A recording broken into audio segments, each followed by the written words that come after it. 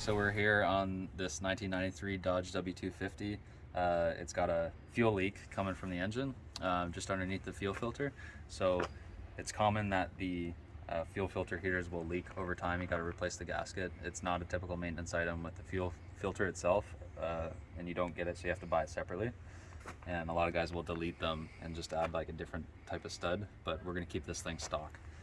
So the fuel filter is just on the driver's side of the engine, on the bottom of the cylinder head, kind of underneath here. So you take that off first, and then this stud holds the fuel filter heater up to the top of the cylinder head, kind of just like this.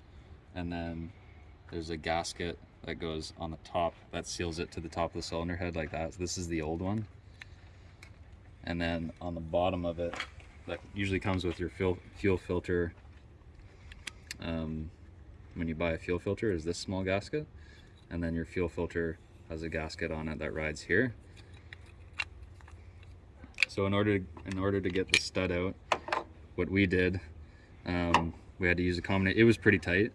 Used a combination of this flat-headed screwdriver here with 2 slots on the bottom, or you can use channel locks, but be careful not to mar up the threads. So we used channel locks, but then used a die to clean up the threads a bit here. Okay, here's the part number for the gasket. Just comes with this new gasket, 3913695.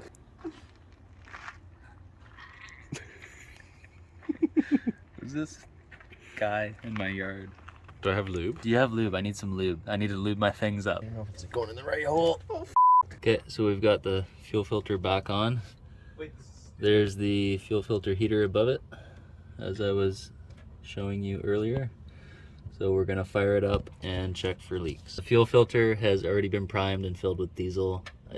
At this point, if it wasn't primed, you just loosen the 10mm bolt here, and then on the side of the fuel pump, the diaphragm pump, there's a lever. Just push that up and down. Make sure it's on a lobe of the cam. If it's not, just bump the starter a bit, and then until fuel comes out of the 10mm bolt, and then you're primed.